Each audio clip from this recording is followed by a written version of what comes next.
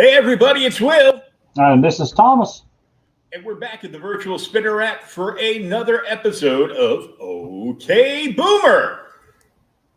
We are in part 2 of a 3-part adventure for the first appearance of Galactus and Silver Surfer. But before we get into the mix, we're going to give a big shout out to our sponsor, SpinWizComics.com. SpinWiz Comics is a webcomic and indie comic discovery platform. You can download the app on both iOS and Android completely free, with plenty of free comics to read on the app. And here's just a little look of what it looks like.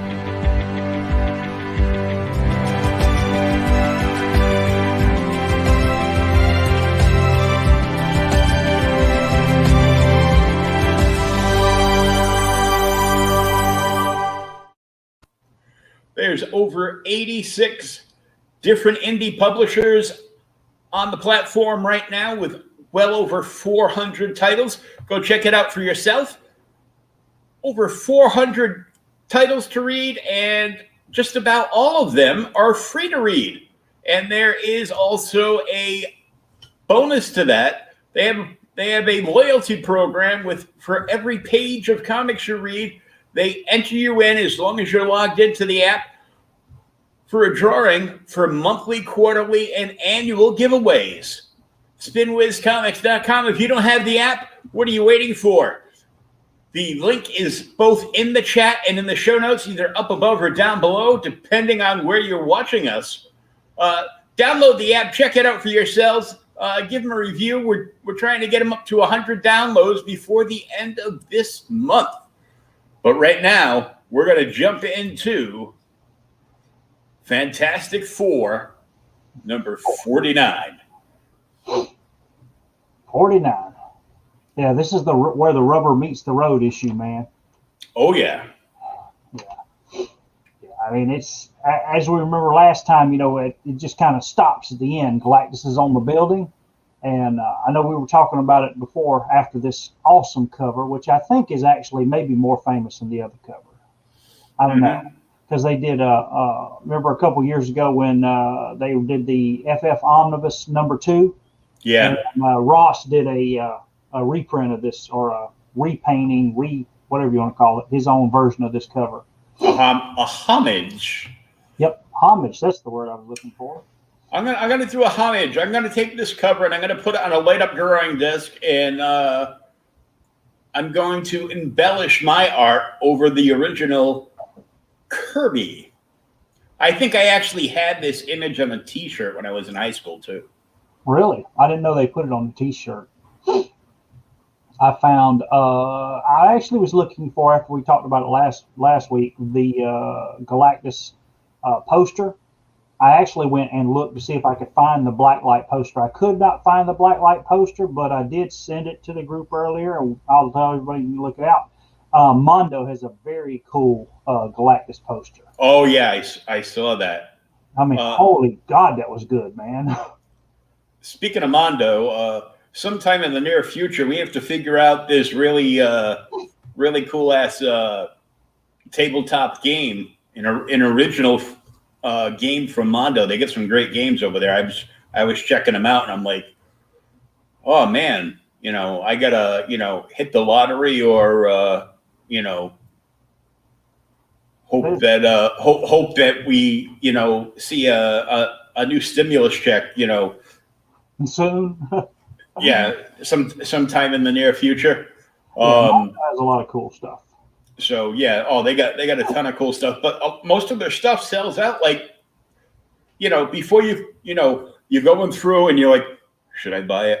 Should I buy it? I probably shouldn't buy this. I'm buying this. And by the time you type all your information in and you click buy, it's sold out. Sold out. I'm like, Summoner. But yeah, this game looks pretty cool. So sometime before the end of the month, we'll have to do kind of like an unboxing. We'll do a dual unboxing video, and we'll get the thing set up, and we'll play the beginning of a round, and see how it goes, because it looks pretty awesome. Oh yeah, it looks like a really high quality game. It's heavy as hell too. Yeah, it is. Oh my God! I'm like, if somebody broke in my house and I'm in my recliner, I'm gonna reach for that game box and just whack them upside the head. Perfect home defense. Boom! Better than throwing a dictionary. So let's jump right into this and see what's going on. All right. Uh-oh. Didn't he just shave last issue? No. He shaves in a minute. Because we're actually talk about that in the last issue. He was all clean shaven, and then shortly after he gets back from fighting the Inhumans, and just a brief amount of time, all of a sudden he's got a full beard on.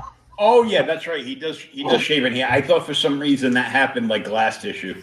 Well, that's what I was thinking, because I'd read forward a little bit last issue, and I was like, don't Galactus and the Watcher meet? And it's actually in this issue.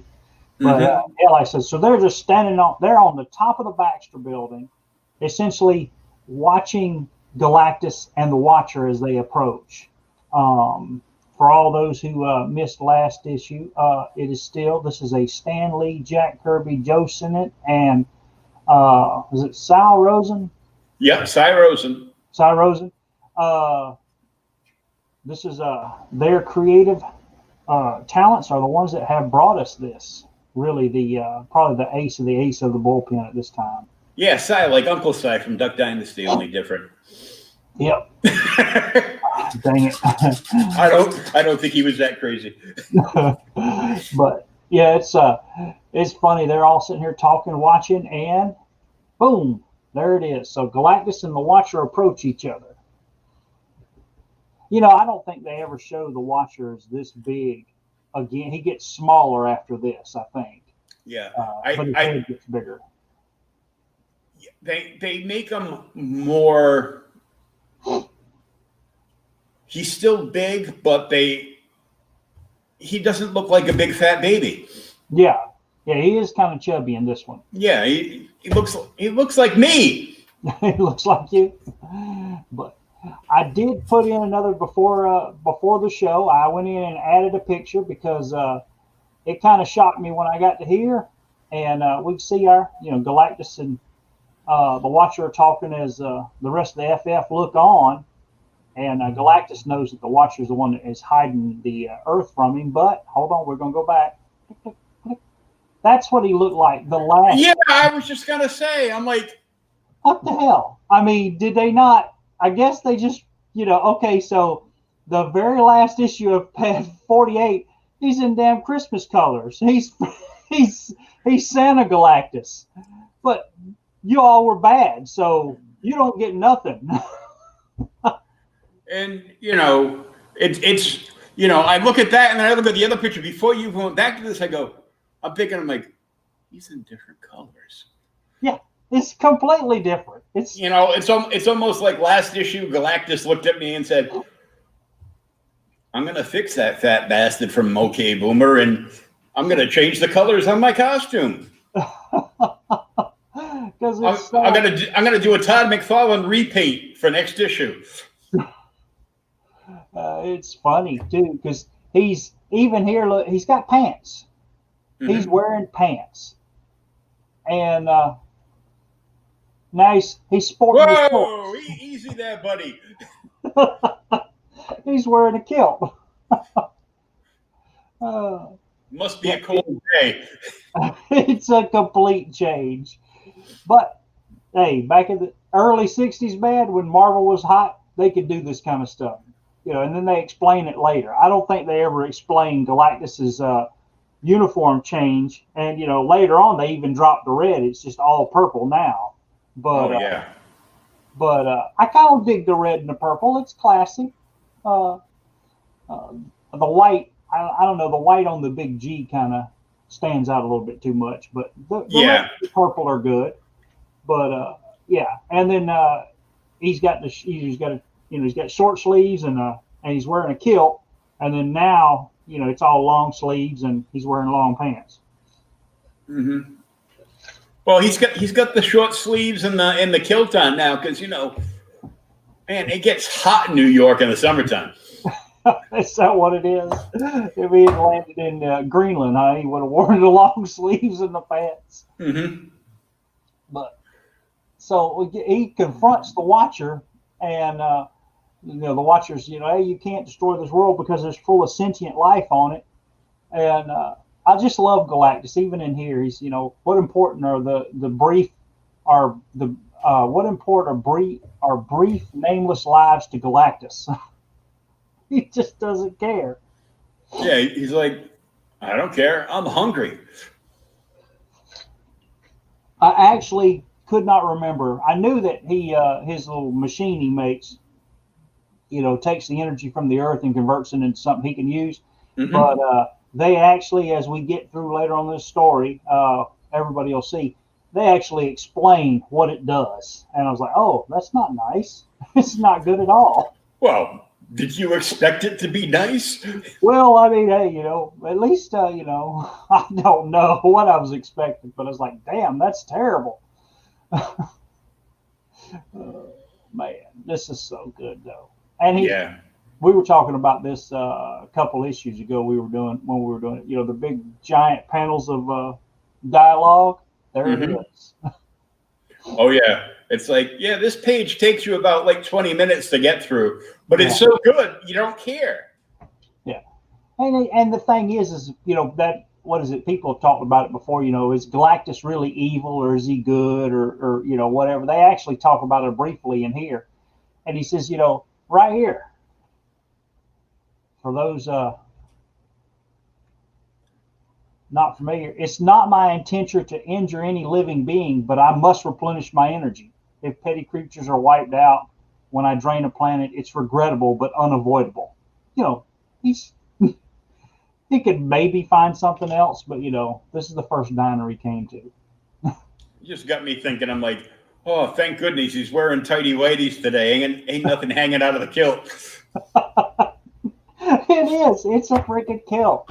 It's even got the front. It's a kilt. Look, that's a freaking mini skirt right there.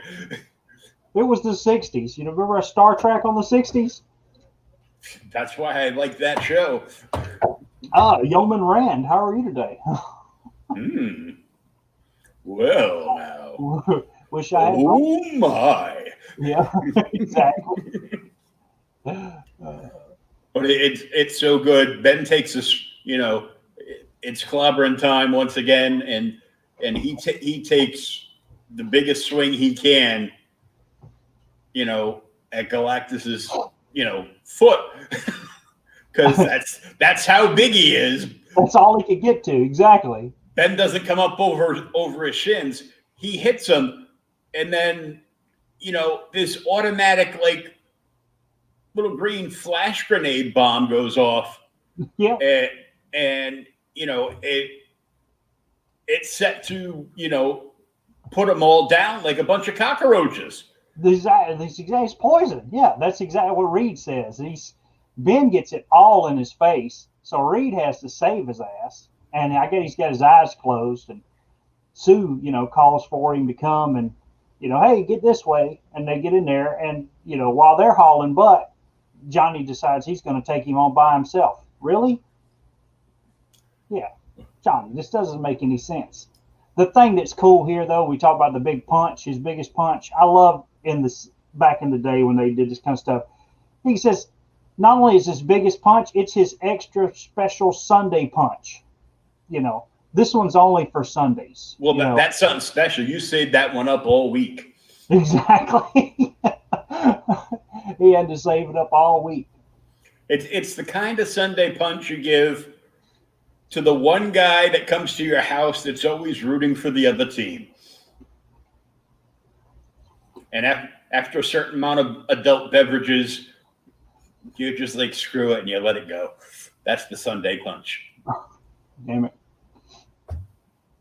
So there goes Johnny at him.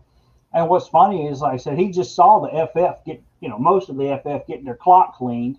Yep. And he flies. It takes Ben down right away. Reed rolls over him, and then Sue just hauls butt down into the little doorway here. And the she's like, skyline or whatever. she's like, I'll see ya. Yeah. Come this way, Reed. You need to shave. Yeah. Follow the sound of my voice. Straight ahead, darling. Yeah, and old hothead goes after Galactus. I got this. No, you don't. No, he frags him. He's like burning him up, and Galactus And nothing. And then he redirects all the power back on him. Yeah, he just like shoots him out with his eye beams, and it explains in these multiple bubbles, you know, what he's doing. He's moving the aura of his human torchness, yeah, closer to his body, so he can't breathe. It's putting him out at the same time that it's covering him up with soot. Yeah, it just he smolders out.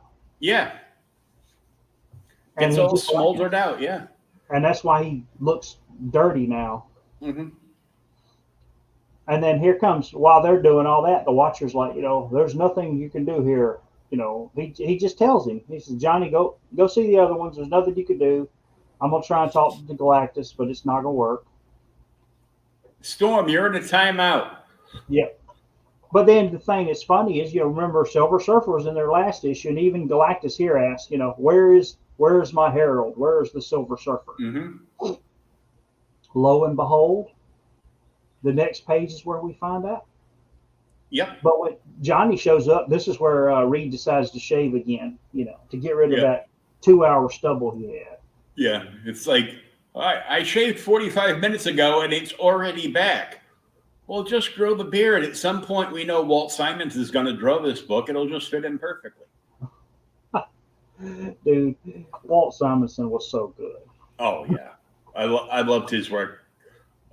He was my favorite guy that worked on Thor. Yeah, easily. I mean, he's one of the greatest Thor, and I've been collecting a lot of his runs. I've got he did the Thor FF and X Factor. Yeah, I was collecting his Thor run like late 80s, early 90s. Oh, sweet. Yeah. But you know, Johnny comes in. You picked up 50. John picked up 50. Good, John. You should join us on the program next week. Yeah. I don't have a 50. I've got a 48 and a 49. I don't have a 50. I'm trying to get one.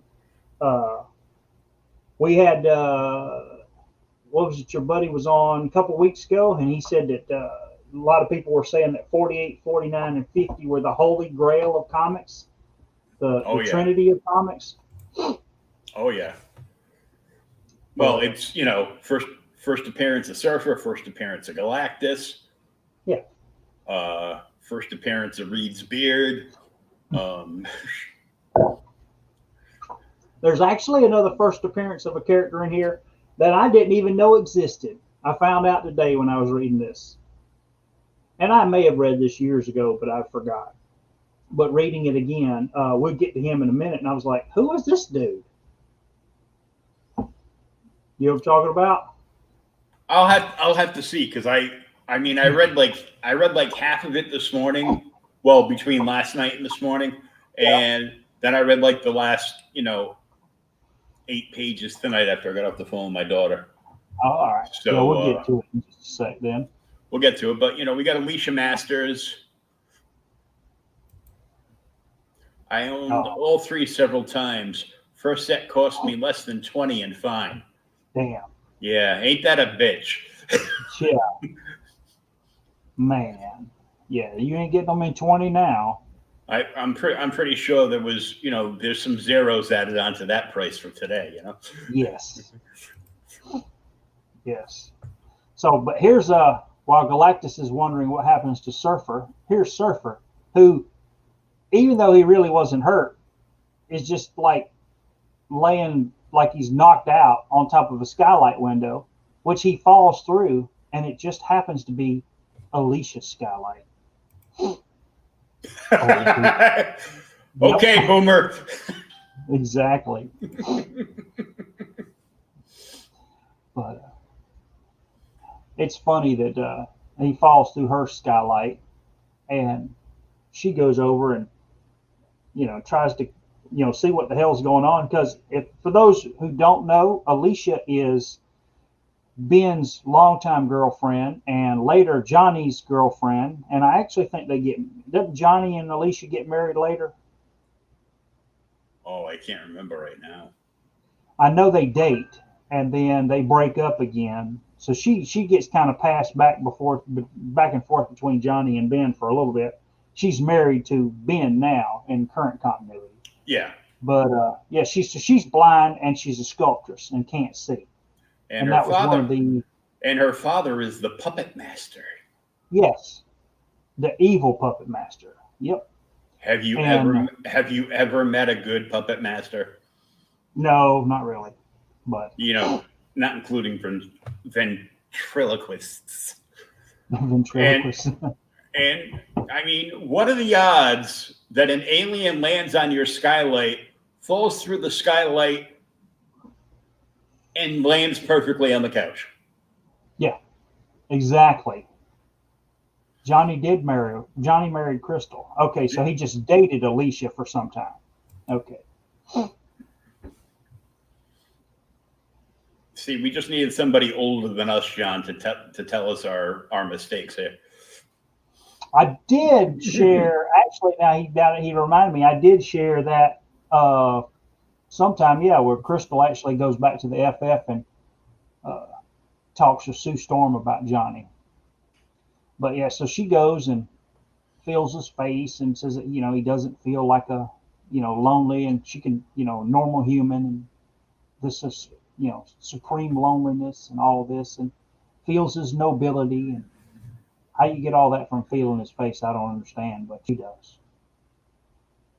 Well, she's been around, superheroes a long time.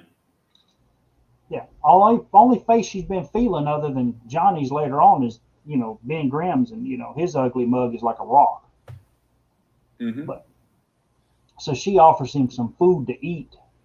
This is kind of funny. This next and then so he offers her the food, but then we'll get back to them because, of course, we got to flip the page and go to. We go back to where we were at. We got to go back to the Baxter Building, and we see this giant, incredible machination that's floating around and being built over the top of the Baxter Building. Yeah, and that's what's cool. He says, he's just all of the stuff that he needs to build his machine to siphon off the energy from the Earth is in the spaceship, and he just assembles it. Yeah, he just kind of like waves his arms around, and it just glides down and basically puts itself together. He's controlling it somehow, but yeah. And then they go to so the remaining the three FFs minus Johnny are going to go and confront Galactus again, and the Watcher stops them. And this is where he is it me, or does the Watcher in that last panel look kind of like the Christ statue in Rio de Janeiro? A little bit, yeah. Christ the Redeemer. Yeah, just saying. Yeah, big old the Watcher wants to stop him,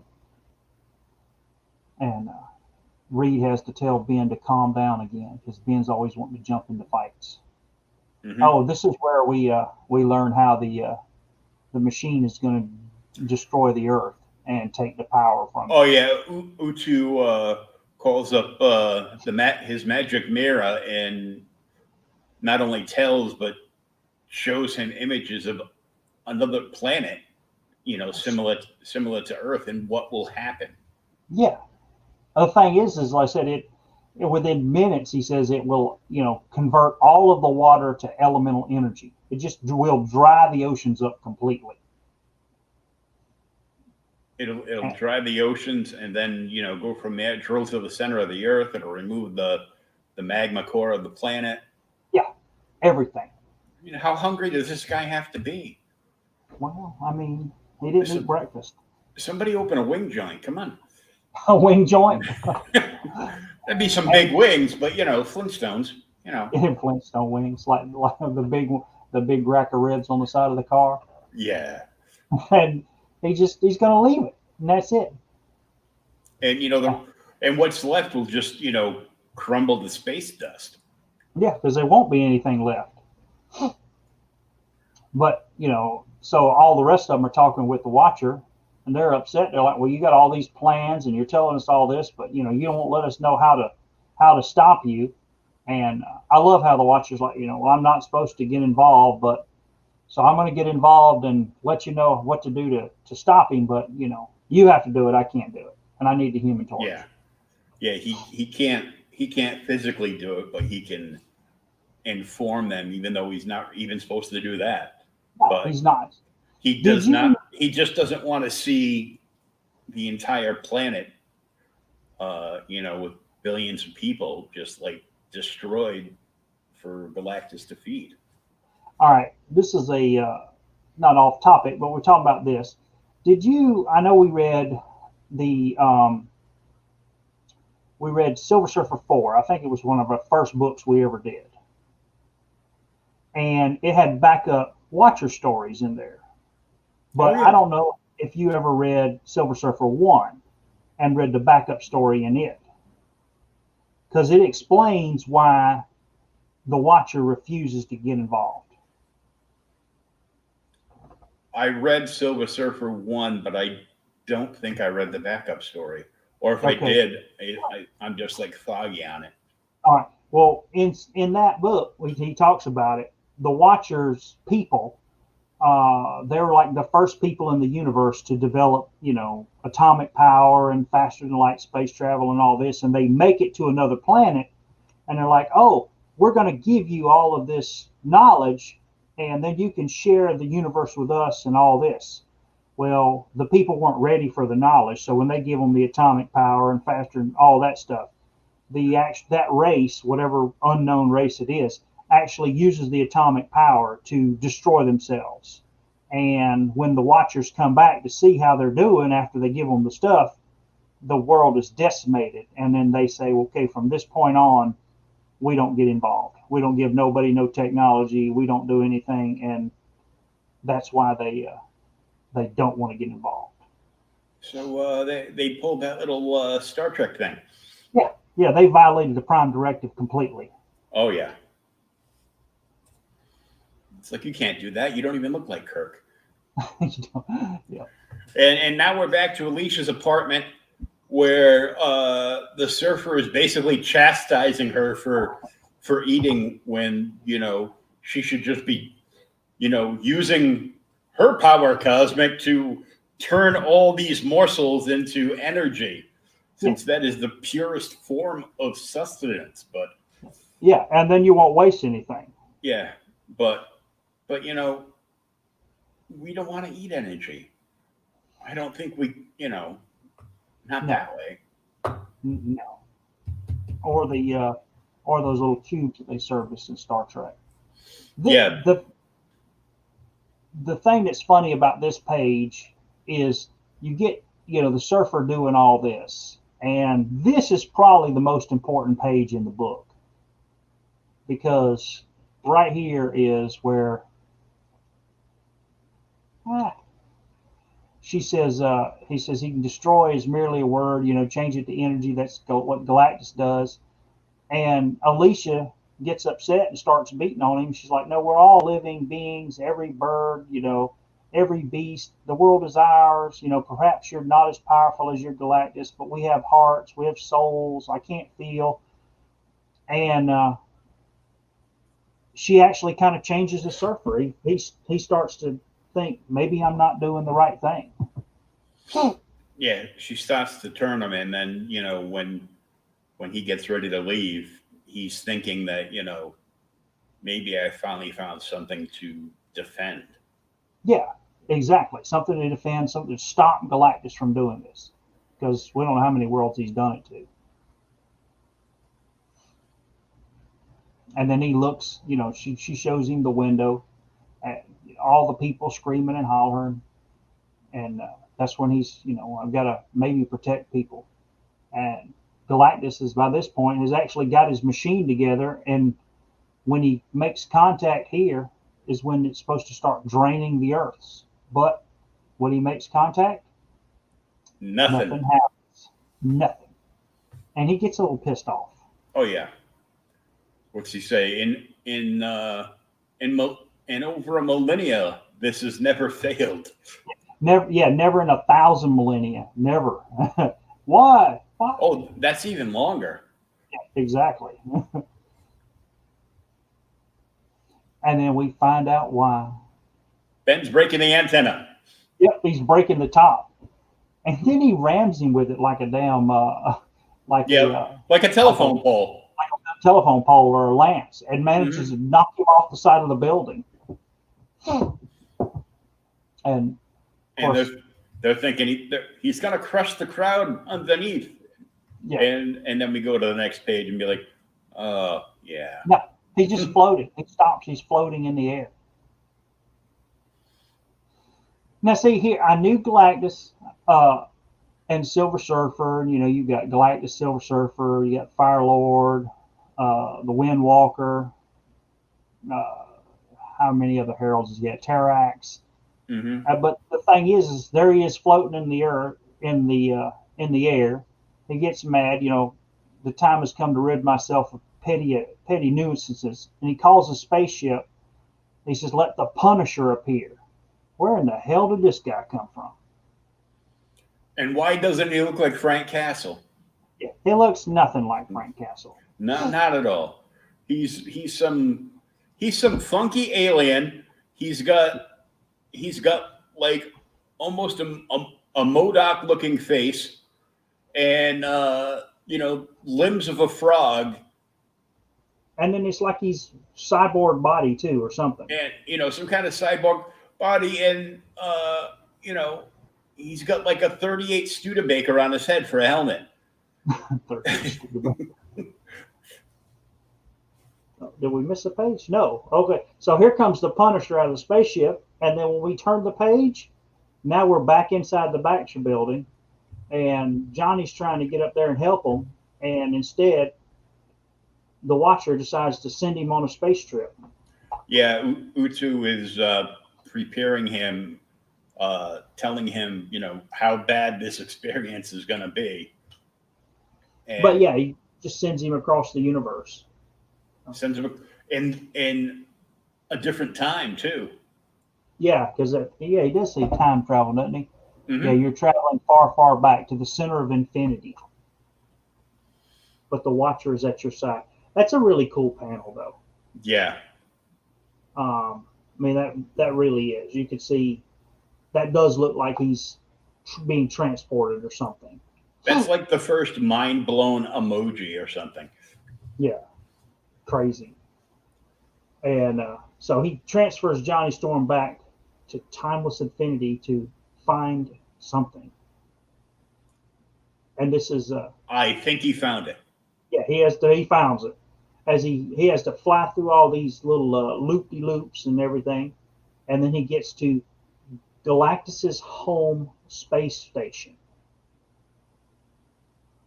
which is this gigantic Mobius-looking coil thing with all this other stuff. Oh yeah, and it's just weird because it's like around the solar system. So this is going back to Galactus's people before he wasn't just the only one left. Yep. But seeing the thing about that is that actually we follow continuity. That is before the Fantastic Four universe. And then boom, so we leave Johnny, and here comes this little short ass pudgy Punisher dude who lands and then lays into the freaking FF. Oh yeah, he's a lot stronger than he looks, and he's a lot quicker. Ben says he can't even see his punches, but he's landing them, and then Ben hits him with another Sunday's best there. Yeah, it gets a lucky shot on him, and then so now Ben tries to pick him up, but his little feet are actually holding onto the wall or the floor there, so they tear it up. Then Reed tries to hold him back, and I couldn't figure this out, but I mean, I understand it. But he says all of a sudden he tripled his power, and he just slings them off. Well, because the page before, Ben had said that he's landing so many punches and he's punching so fast that it was just a blur to him. And now he's picking up a little steam here, and he's just going a little crazy. Oh yeah, well he lays into it, and Reed gets back into Sue's force field, and she tells Ben to fall back, or Reed tells Ben to fall back, and he finally does, and then the Punisher just keeps laying into the force field. Yeah, Ben wants to go back, but Reed yells at him. It's like, your pride isn't worth us dying in this very instant. Keep the force field up. And of course, Reed, a smart guy that he is, was correct when he said that Galactus has no idea how long Sue can keep the force field up for. So he calls his little Froggy the Gremlin Punisher off, and sends him back to the doghouse. Yeah, and I think that's really kind of cool. But I didn't know that Galactus had backup muscle. Not that he needed it, but he had backup muscle. He just didn't want to be bothered, so he could fix the machine that Ben had damaged. Yeah, and that's it. That's all that dude was there for. And then he goes back to the ship. Occupy them so I can get shit done. That's what people say about their kids all the time. Hey, Pat's back. Any idea if Reed Richards or Plastic Man Marvel came first? No, Plastic Man's way older than Reed Richards. Yeah, Plastic Man's from like 1941. Plastic Man predates both DC and Marvel. Yeah. Plastic Man's actually from Crime Comics, isn't it? Crime Doesn't Pay or something like that. Yeah. Crime Comics way back in the day, and at some point, DC acquired them. Yeah. In the mid to early 60s, when they were buying everybody, when they bought them and Fawcett and Charlton and who the hell else they bought. They bought anything that wasn't nailed down. Well, they bought Fawcett because Captain Marvel. They wanted Captain Marvel because Captain Marvel was outselling Superman and was going to put him out of business. Yeah. Yep. Enough so that they actually had they filed a lawsuit. No problem, dude. Oh crap! Is that the end of the issue already? Almost.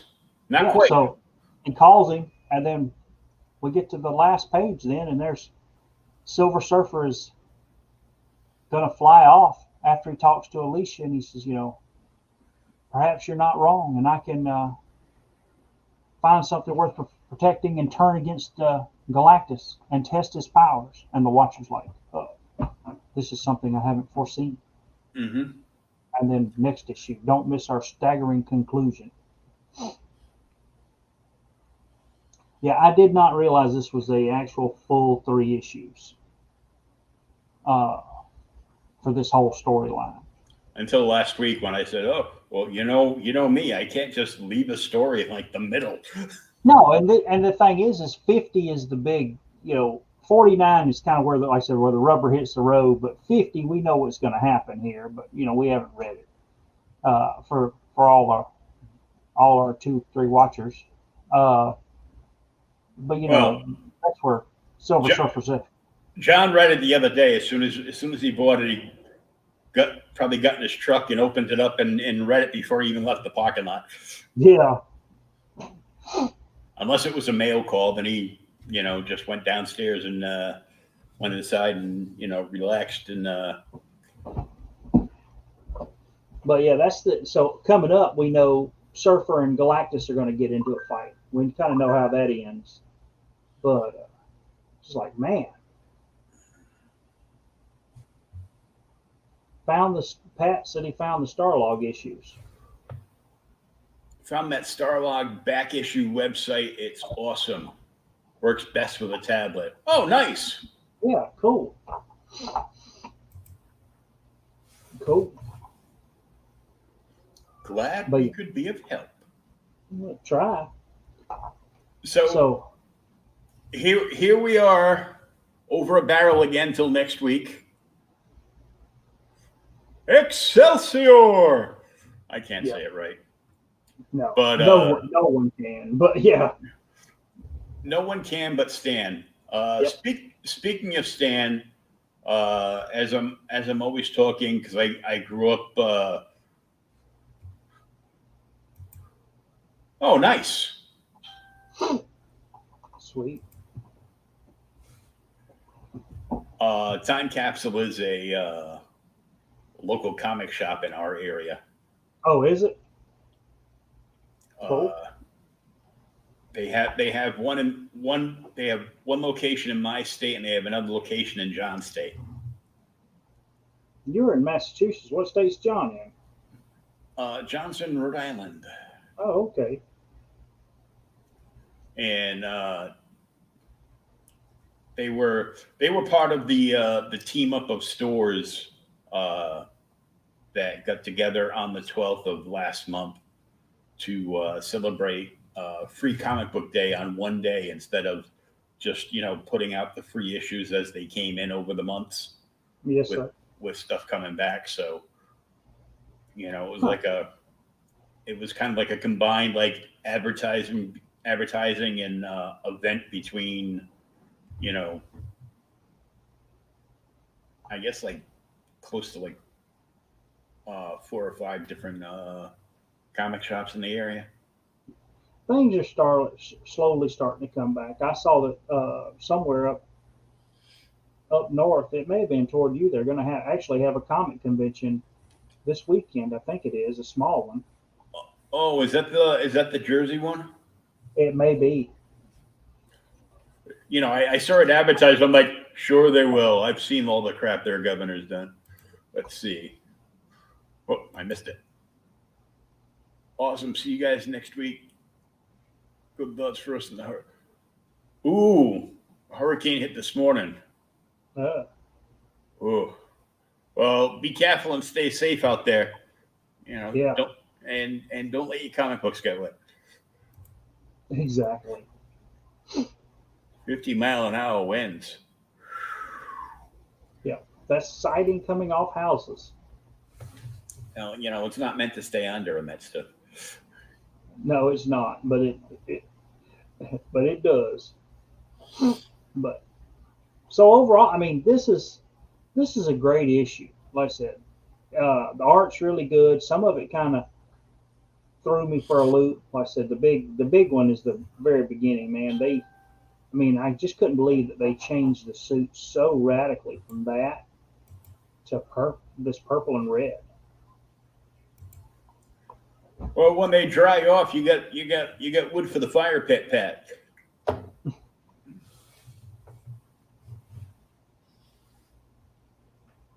A socially distanced fire pit. He's outside. He's okay. Oh yeah, you're outside. You're fine. So yeah, there's the old colors, and boom, here's the new colors. Yeah. There we go. He was like. Well, see, it makes me wonder because they changed Hulk because the gray was so inconsistent, and that's why they went to green in the second issue. Well, I don't know why the purple and red looks better to me than the Christmas green and red. But it's just such a big change in between those two pages. Of course, with a month difference, people probably didn't even notice it. Yeah, I wouldn't have noticed it. I would have just been glad to have, Yeah, back in the day, I got a new issue. I got a new comic to read. Go away. Yeah, but yeah, when you read them like this, it's just kind of startling. Well, wow. But yeah, we'll get back next week and do 50, and then after that we'll do something else. Yep, we'll do something besides the first family of Marvel. But this is a perfect arc to see all the way through. The big 5-0 next week, and then we will carry on. Until then, make sure you check out our sponsor for this video, SpinWiz Comics at spinwizcomics.com. You can find their free downloadable app for iOS or Android, and you can read yourself some free comics. Go check it out. We're trying to get them up to 100 downloads by the end of the month, and some nice 5-star ratings as well.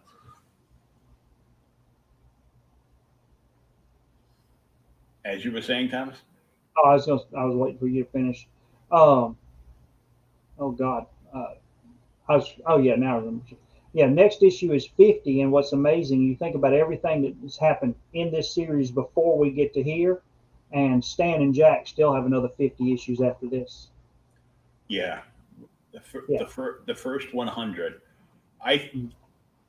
It's gonna be in with like all my other stuff, but I remember buying CD-ROMs from my comic shop. You too, John. Thanks for stopping in. Thanks, man. Have a good night. You had the first 100 on there? No, it was I bought a Star Trek one, which has every Star Trek comic from Gold Key up through the Marvel and DCs. Huh. And I bought the Spider-Man one, had like the first 500. I think Spider-Man and Fantastic Four both had like the first 400 issues. Oh, sweet. I've got one like that myself, and I've got the first, I can't remember, 100 issues of Hulk or something like that on it. I've got the first Hulk omnibus. Cool. It's got like a ridiculous amount of Hulk in there, and there's more issues than you can count with a stick, because I think they start with the previous appearances and like Tales of Suspense and Astonish. Yeah. They do Astonish and whatever else and in between, and then they pick up at 102 and go from there. Here's I guess this would be a Boomer thing, because this is an old set of reprints for those listening. Did you like the Star Trek books when you were reading them? Oh yeah. Okay. I don't have them on disc, but I've got them all reprinted. The Gold Key stuff anyway, the really, the Silver Age stuff. Mm-hmm. And, but I have them, and I found them years ago at a convention, and I bought them for next to nothing. But there's a publisher called Checker Publishing. I don't know if you've heard of them. Okay. Checker Publishing reprinted them. They're on really high quality paper and all that. But what's amazing about them is, how, like, you look at this Fantastic Four, we're looking at 49 here. This is beautiful. All the colors are perfect. Everything's nice and even. It's all been remastered, redone, recolored, and all that crap. When Checker reprinted the original Gold Keys, they did nothing. They just reprinted them. They just scanned the books and printed them. They didn't correct the images. They didn't correct the printing. Nothing. It's like reading a 50-year-old comic book. I'm okay with that. Yeah, exactly. Only on a little bit better paper. Because part of the, the thing that makes makes reading old comics like that so good is the fact that the coloring isn't perfect, and some of the imperfections really just add to the book. But yeah. So I'll get the book to you, and then we'll get it over next week, and be back next Thursday. If that works for you, yeah. That sounds good, man. Okay, until next week, this is Will. This is Thomas. And we'll see you next week at the virtual spinner rack right here on OK Boomer.